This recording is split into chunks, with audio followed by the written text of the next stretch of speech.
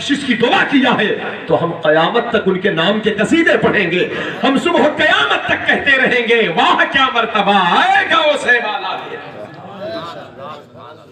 ऊंचे ऊंचों के सरों से है कदम आला तेरा। सरकार गौसे पाक बड़े पीर दस्तगीर इसी तरह 25 साल जंगल में रहे। अब 25 साल के बाद फिर अल्लाह का हुक्म होता है, अब्दुल कादिर हमने तुम्हें जंगल के लिए पैदा नहीं किया है, आप आओ शहर की तरफ, मिंबर लगाओ, वाज करो, नसीहत करो, खिताब करो, तकरीर करो। ये मिंबर जो है, ये मिंबर यहां से गौसे पाक ने इस्लाम को जिंदा किया, इसलिए आपका टाइटल पड़ा मुहीयुद्दीन। आप सिर्फ मुर्दों को नहीं दिलों को जिंदगी अता फरमाए, खुद इस्लाम को जिंदा किया। आइए कुछ उस तारीख का झोंका देखें, गौसे पाक हैं क्या? उनका खुतबा मुर्दा दिल को जिंदा कर देता था। गौस पाक जब बगदाद आए तो सबसे बड़ा चैलेंज सामने ये हुआ, उस वक्त कोई दूसरा होता तो भाग जाता, क्योंकि बगदाद बादशाहों की जमीन थी। 5 अब्बासी खुलफा, 5 बादशाह का दौर देखा है गौस पाक ने। और बादशाहों की आदत थी, वो जो दुनियादार उलमा थे उनको पैसे देकर खरीद लिए थे और मिंबर लगवाकर अपनी तारीफ करवाते आवाम के सामने।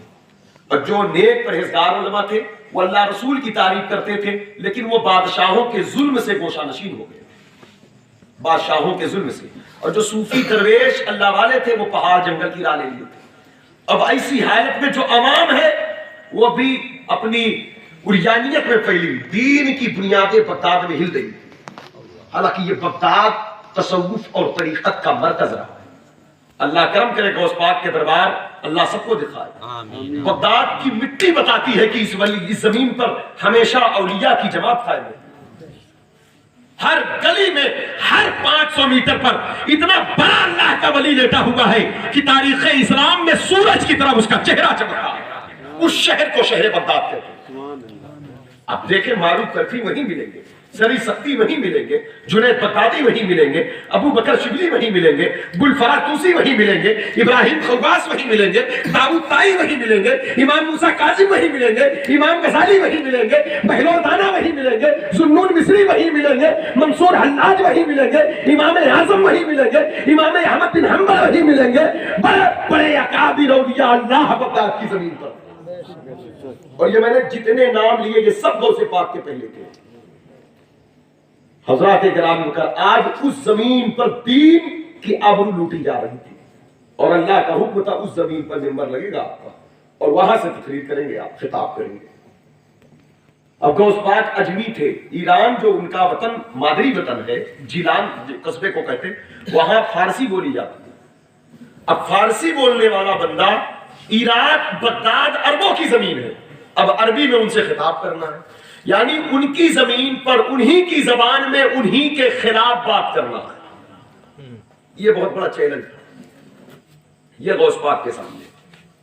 कहते हैं थोड़ी सी मुझे हिचकिचाहट हुई, लेकिन मेरे हुजूर तशरीफ लाए। सुभान अल्लाह। अल्लाह जिस बंदे से काम लेना चाहता है उसके लिए असबाब खुद अल्लाह बनाता है, वो मुसब्बिबुल असबाब है। गौसे पाक से दीन की वो खिदमत लेना था कि सुबह क़यामत तक के लिए शेख अब्दुल कादिर जिलानी के तरीके से इस्लाम को हयात मिलती रहे। आज गौसे पाक सरकार के मुंह में 7 मरतबा लुआब डाला, मौला अली आए 6 मरतबा लुआब डाला, मिंबर आपका लग गया। अपनी मस्जिद में, अपने शेख की मस्जिद में आप खड़े हो गए और आपने तकरीर करना शुरू किया। पहले आपने उन लोगों को बुलाया जो लोग जंगल में, पहाड़ पर घास खाते थे, खानकाहों में छुपे थे, मदरसों में छुपे थे। उनसे आपने कहा, अय सूखी घास खाने वालों, अय खानकाहों में छुपने वाले दरवेशों, अय दरसगाहों को सूनी करके अल्लाह की बारगाह में बैठकर अल्लाह अल्लाह करने वाले उलमा, आओ शेख अब्दुल कादिर जिलानी तुम पर मुकर्रर किया गया है, हमारी तरफ आओ। अब ये जंगल बयाबान में बैठने का वक्त नहीं, आओ हमारी तरफ आओ। उसके बाद गौसे पाक बगदाद के उन लोगों को बुलाते हैं जो उरियानियत में थे। ऐ बादशाहों, ऐ अपने लिबास पर फख्र करने वालों, ऐ अपने जमीन जायदाद, अपनी कीमती सवारियां, अरबी उन नस्ल घोड़े पर फख्र और तकब्बुर करने वालों, ऐ अपनी सेहत, अपनी जवानी, अपने हुस्न, अपने जमाल, अपने कमाल, अपनी दुनियावी शान और शौकत, अपनी दुनियावी ठाट पाट को देखने वालों, आओ शेख अब्दुल कादिर जिलानी तुम्हें अपनी तरफ नहीं आखिरत की तरफ बुला रहा है। और आखिरत दिखाते भी थे मिंबर से, अजब मिंबर था। آخرت کہا اگر نہیں آتے تب تمہاری خیر نہیں، اگر آ جاؤ گے تو خیر کے مقام پر آ جاؤ گے۔ اتنی گفتگو سن کر کے 3 آدمی بیٹھے آپ کی بات سننے کے لیے، 3 آدمی، 3 میں سے ایک آپ کے بیٹے شیخ عبدالرزاق تھے۔ اور شیخ عبدالرزاق جب دیکھتے ہیں میرے والد یہ کیا کر رہے ہیں، سب کو بلا رہے ہیں، تو دیکھا کوئی آ ہی نہیں رہے، پھر آسمان کی طرف دیکھا، جیسے ہی دیکھا بے ہوش ہوئے، کپڑے میں آگ لگ گئی، نیچے اترے غوث پاک، آگ بجھایا، کہا بیٹے کیا ہوا؟ کہا بابا آسمان پر دیکھا تو آپ کے شعلے، نور، روشنی تجلی تھی، کہا جو تو نے دیکھا تھا وہ رجال الغیب ہیں، آسمان والے میرے ذکر کو سننے کے لیے قریب آ چکے تھے۔ کہا زمین والے؟ کہا بیٹا جیسے آسمان والے بھرے ہیں کل ایسے ہی زمین بھی بھر جائے گی، میری بات سن۔ چند دن گزرے تھے، 70,000 کا مجمع ہو گیا، 400 بغداد کے علماء قلم دوات لے کر بیٹھ گئے غوث پاک کی باتوں کو لکھنے کے لیے۔ اب دیکھیں انقلاب کیسے برپا ہوتا، 70 لوگوں کے جنازے اٹھتے غوث پاک کی محفل سے۔ ہفتے میں 3 تقریر ہوتی، جمعہ کو، اتوار کی شام کو، اتوار کی صبح کو، منگل کی شام کو، 70,000 کا مجمع ہے، اور 70 لوگ اس میں انتقال کرتے۔ انتقال کیسے کرتے؟ اللہ کے خوف اور عشق کا ایسا غلبہ ہوتا کہ ان کی روح پرواز کر جاتا۔ جس عشق الہی کی تلوار کی شہادت کے لیے لوگ برسوں محنت کرتے ہیں، غوث پاک کی ایک محفل میں وہ مقام حاصل ہو جایا کرتا تھا۔ ملا علی قاری کہتے 400 سے لے کر 4000 تک لوگ ایک محفل میں اللہ کے ولی بن جاتے تھے، کپڑے پھاڑ کر پھینک دیتے تھے۔ ایک جنات کے قول کے مطابق ایک شیخ نے کہا میں نے جنات کے عملیات پڑھے، اس کے آنے میں تاخیر ہو گئی۔ میں نے کہا کیوں تاخیر سے آیا؟ اس نے کہا ہم شیخ کی محفل میں تھے، اور جب ہم وہاں ہوا کریں تب ہمیں بلایا نہ کریں، کیونکہ اگر وہاں ہم ہوتے ہیں تو ہمیں ان کے علاوہ کسی اور کا سننا اچھا نہیں لگتا۔ کہا کیا تم بھی ان کو سننے جاتے ہو؟ کہا تم ہماری بات کرتے ہو؟ پورے عراق کے جنات ان کے قدموں میں رہتے ہیں۔ کہا کتنے رہتے ہیں؟ کہا زمین پر جتنے انسان ہیں اس سے 10 گنا زیادہ جنات ان کی تقریر کو سننے کے لیے جاتے ہیں۔ کہا انسان تو 70,000 ہیں، تو کہا پھر جنات بھی 7 لاکھ ہیں۔ معمولی سمجھتے ہو؟ فرشتے آتے، ولی آئے، مرسل آئے، خود حضور آئے، وہ تیرے باز کی محفل ہے یا غوث۔ کہا وہ ہوا میں اڑ اڑ کے خطاب کرتے ہیں، وہ جب بولتے ہیں تو ان کی کرسی اڑتی ہے، آسمان والوں کو پکڑ پکڑ کر اپنی باتیں سناتے ہیں۔ ایک دن حضرت خضر کا لشکر گزر رہا تھا، کہا قف یا بنی اسرائیل، ٹھہر جا ٹھہر جا ٹھہر جا۔ پھر نیچے بلایا، پھر کرسی لگ گئی، پھر آپ بولنے لگے۔ بعد میں لوگوں نے کہا حضرت آپ اڑے، آپ نے روکا، پھر آپ بولنے لگے، بات کیا ہے؟ کہا حضرت خضر علیہ السلام جا رہے تھے، خضر علیہ السلام جب جا رہے تھے میں نے ان سے کہا رکیے، مجھے سن لیجئے تب جائیے۔ تو انہوں نے کہا کہ شیخ عبد القادر جیلانی کیا پہچاننے میں چوک ہو رہی ہے؟ جنگل میں ملاقات کرتا تھا آپ سے۔ کہا ہاں پہچان رہا ہوں میں، آپ خضر علیہ السلام ہیں۔ کہا ہاں میں خضر، وہی خضر ہوں۔ کہا ہاں وہی خضر۔ کہا وہ خضر جس کا ذکر قرآن سورہ کہف میں ہے۔ کہا معلوم ہے، اسی لیے تو سنانا چاہتا ہوں، آپ وہی ہیں سورہ کہف والے۔ تو کہا وہ تو قرآن میں لکھا ہے، مجھے دیکھ کر موسیٰ علیہ السلام حیران تھے۔ کہا اسی لیے تو بلایا ہے، وہ موسیٰ علیہ السلام اللہ کے نبی، سلام ہو ان پر، بنی اسرائیل کے نبی تھے، لیکن میرا جب ممبر لگا، جب میں تقریر کرنے لگا تو میرے منہ میں لعاب محمد صلی اللہ علیہ وسلم ڈالا گیا۔ ارے وہ موسیٰ پیغمبر تھے جو آپ کے علم کو دیکھ کر حیران تھے، ذرا علم محمدی زبان سے سن لو، آپ مجھے سن کر حیران ہو جائیں گے۔ کہا وہ بنی اسرائیل کے نبی تھے، یہ علم محمدی ہے۔ حضرات گرامی وقار حضرت خضر حیرت میں پڑ گئے، حیرت زدہ ہوتے تھے۔ خضر علیہ السلام کہتے ہیں کہ شیخ عبد القادر جیلانی وہ ہے کہ میں جب بھی اس سے ملاقات کیا مجھے حیرت میں ڈال دیا، مجھے حیرت میں ڈال دیا۔ غوث پاک حضرت خضر کہتے ہیں اب تک میں نے صرف ایک بندے سے حیران ہوا تھا جب تک دنیا قائم ہوئی۔ کہا کہ جب مدینہ منورہ مسجد نبوی کے قریب سے میں گزرا، میں نے دیکھا ایک آدمی پھٹا پرانا لباس پہن کر لیٹا ہوا ہے، اور مسجد کے اندر حضور کے منبر پر مدینے کے بہت بڑے محدث شیخ عبدالرزاق وہ حدیث رسول کا درس دے رہے تھے۔ پورا مکہ مدینہ کے لوگ، عرب کے لوگ بھیڑ لگائے تھے سننے کے لیے۔ ایک آدمی باہر لیٹا ہوا ہے ریت کے ٹیلے پر، میں نے اسے جا کر ہلایا، کہا اے اٹھ، عبدالرزاق حدیث پڑھ رہے ہیں۔ پورا عرب ٹوٹ پڑا ہے سننے کے لیے۔ اور تو آرام سے سو رہا ہے, تو حدیث نہیں سنے گا. تو اس نے کہا اے سن, سب عبد الرزاق سے سنتے ہیں, میں رزاق سے سنتا ہوں. حضرت خضر کہتے میں چونک گیا, اتنا بڑا آدمی ہے یہ ڈائریکٹ سنتا ہے اللہ سے. تو کہا اچھا تب تو تمہیں یہ بھی معلوم ہوگا کہ اس وقت جناب خضر کہاں پر ہے. کہا دیکھو میرے پاس وقت کم ہے, ڈسٹرب نہ کرو, آپ کے علاوہ اور کون ہو سکتا ہے. یہ کہہ کے پھر اپنی مستی میں آئے. حضرت خضر علیہ السلام کہتے ہیں مجھے وہ حیرت میں ڈالا تھا, لیکن پھر کہتے ہیں ایسے بندے کا ذکر غوث پاک کی ہوا, غوث پاک کی بارگاہ میں ہوا.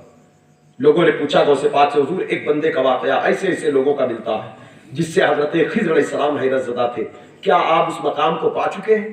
تو غوث پاک فرماتے جب بندے اس منزل پر پہنچتے ہیں تو میرے پاس لایا جاتا ہے, میں ان کو جانچ کر اپنے ہی ہاتھ سے میں ہی دستار کرتا ہوں. وہ جو مقام ہے وہ میرے ہی در کی خیرات ہے. مجھے تم موازنہ کرتے ہو, میرا معاملہ الگ تھلگ ہے, میں مختلف ہوں سب سے. کہا مجھے کسی کے اوپر قیاس مت کرنا, میرا تیر خطا نہیں کرتا, میرا وار نشانے پر ہے, میں اللہ کے راز میں سے ایک راز ہوں میں. اور پھر ایک جملہ فرمایا, آپ کے بیٹے شیخ عبد الوہاب کہتے بیٹا زمانے والوں کو بتا دے میرے بابا کو اپنی طرح مت سمجھنا, خود بھی پا جانا.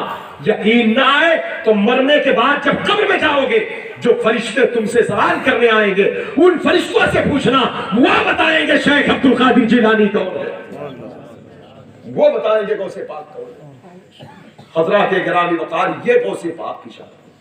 40 سال اس طرح بغداد میں تقریر کرتے رہے. ایسی تقریر نہیں, 33 سال بچوں کو پڑھایا, 13 سبجیکٹ پر بچوں کو پڑھاتے تھے. 13 سبجیکٹ جو ہوتا نا کلاس گھنٹہ, 13 گھنٹی چلتی تھی غوث پاک کے. تفسیر قرآن کی ہوتی, حدیث کی ہوتی, اصول حدیث کی ہوتی, فقہ کی, اصول فقہ کی, منطق کی, فلسفہ کی, مطلب جو جس فن میں آئے پڑھنا چاہتا, تصوف کی, طریقت کی, مجاہدوں کی, سب تیار کرتے ہیں اتنا. اور اس کے بعد اسی میں 40 سال عشاء کے وضو سے فجر کی نماز, اس کے بعد وضو اسی میں 15 سال تک ایک پیر پر رات بھر کھڑے ہو کر پورے قرآن کی تلاوت, اس کے بعد 1000 رکعت تک نمازی نفل جا رہی تھی.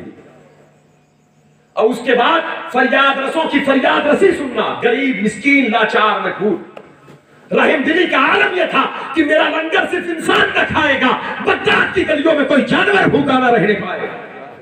کرم نوازی دیکھو, کرم نوازی دیکھو. غلاموں کو لگا دیا ڈیوٹی پر, مسافروں کو پانی پلایا کرو, بھوکوں کو کھانا کھلایا کرو, گھر گھر جا کر دیکھو کوئی بچہ بھوکا تو نہیں ہے. ایک جماعت تیار کیا, کہا جانوروں کو دیکھا کرو, کتوں کو پانی پلاؤ, چیونٹیوں کو چینی ڈالو, پرندوں کو دانے ڈالو. میرے دوستو ایسے ہی دستگیر نہیں کہا جاتا ہے, جو جانوروں پر اتنا کرم نواز ہو وہ انسانوں پر کتنا بڑا دستگیر ہے. ہجری 528 میں 521 میں خطاب شروع کیا, مدرسے کی ذمہ داری کو نبھایا آپ نے. آپ کے پیر کا مدرسہ تھا باب العز جس کا نام تھا, اور پھر اسی مدرسے کو بعد میں باب قادریہ کہا جانے لگا. 5 سال جب پڑھاتے ہو گئے آپ کے, ہجری 528 میں آپ نے مدرسے کی توسیع کروایا, مدرسے میں کام چلنے لگا. تو بغداد شریف میں خاتون رہتی تھی جن کا بڑی خوبصورت, بڑی حسین و جمیل تھی, بہت خوبصورت تھی, بڑے بڑے گھروں سے ان کے رشتے آتے, لیکن وہ رشتوں کو ترک کر دیتی. ایک دن ایک بہت غریب آدمی نے رشتہ بھیجا, کہا میرا رشتہ قبول کر لو. تو کہا ٹھیک ہے قبول کر لوں گی, لیکن میری ایک شرط ہے. کہا وہ کیا ہے؟ کہا میں نے سنا ہے تم مستری ہو, اچھا کام کرتے ہو, دیوار بنانے کا, مکان بنانے کا. کہا ہاں. تو کہا میرے پیر کے مدرسے میں کام چل رہا ہے, کام کرو گے وہاں پہ؟ کہا میرا کام ہے جہاں مجھے نوکری ملے وہاں کروں گا.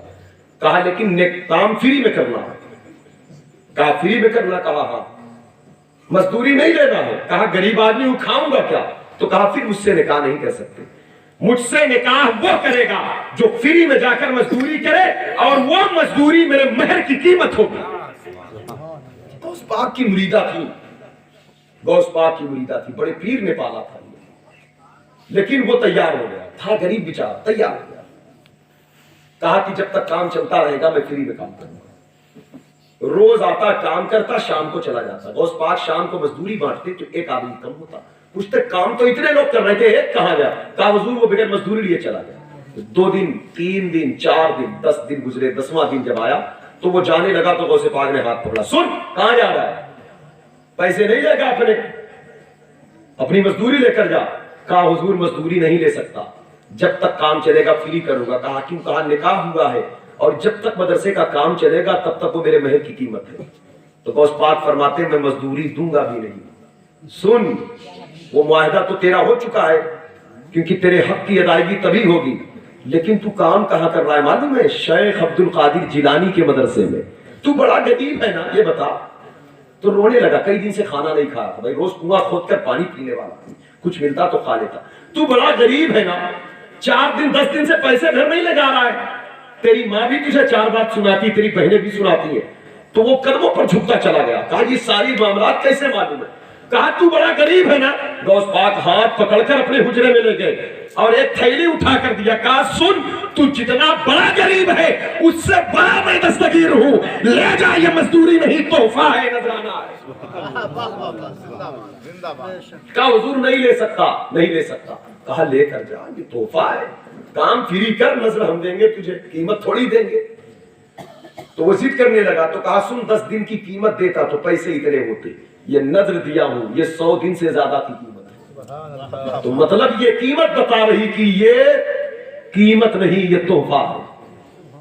حضرات گرامی وقار, وہ سر پر تھیلی رکھا. کہا اب تک سنا تھا غوث پاک دستگیر ہے, یقیناً بڑے پیر ہیں, دستگیر ہے. پیروں کے آپ پیر ہیں یا غوث المدد, اہل صفا کے میر ہیں یا غوث المدد. یہ سرکار غوث اعظم تھے.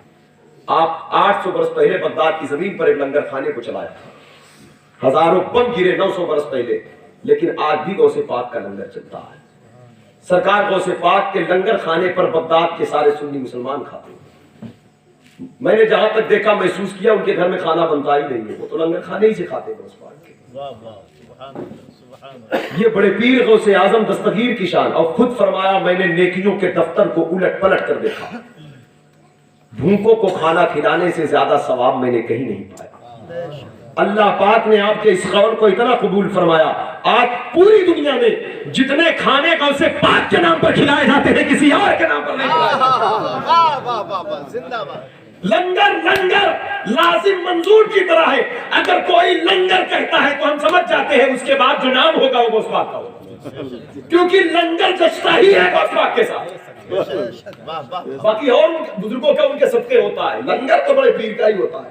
عرس اعلیٰ حضرت کا ہو, کھانا کھائیں تاج الشریعہ کے مہمان خانے میں بیٹھ کر, اب پکڑ کر مرید لے جائے, کہے لنگر غوث پاک کا کھا کے نہ. عرس بریلی میں ہو رہا ہے, لنگر غوث پاک کا ہے. عرس اجمیر میں ہو رہا ہے, لنگر غوث پاک کا ہے. محبوب الہی کا عرس چل رہا ہے, یقین نہ ہے تو جا کر دیکھ لو, کھانا محبوب الہی کے دسترخوان پر کھاؤ گے اور وہ دانا لنگر غوث اعظم کا ہوگا. اس لیے خود کھایا نہ کرے, اللہ دے تو کھلایا کرے بھوکوں کو. ضرورت مندوں کی ضرورت کو پوری کرنا. فرمایا زمین کے اوپر جسے تم مخلوق کی خدمت کرتے دیکھو, سمجھ جانا اس بندے سے اللہ محبت کرتا ہے. مخلوق کی خدمت کرتے دیکھو, سمجھ جانا اس بندے سے اللہ محبت کرتا ہے. پورے بغداد کے نظام کو بدل دیا. ایک ایک نگاہ میں 400 سے لے کر 4,000 تک اللہ کے ولی ہوتے ہیں. میں نے ایک بزرگ کی مزار پر حاضری دیا بغداد شریف میں, جن کا نام ہے قطب الفی. پوچھا گیا ان کا نام قطب الفی کیوں ہے؟ کہا اس لیے کہ یہ 1000 چور کے سردار تھے.